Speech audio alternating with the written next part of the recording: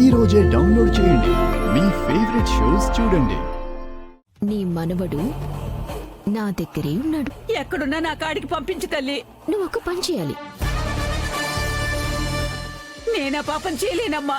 నీ మనవణ్ణి చంపేసి నేనే పాపం చేస్తాను. ఆ! చెప్పింది చెయ్యి. అమ్మా అమ్మా ఆనంద, లీలావతమ్మ కన్న బిడ్డ అని ఈ దామినిని మీరు దత్తత తీసుకుంటున్నారు కదమ్మా. అవును, దామిని లీలావతమ్మ గారి కన్న బిడ్డ కాదమ్మా.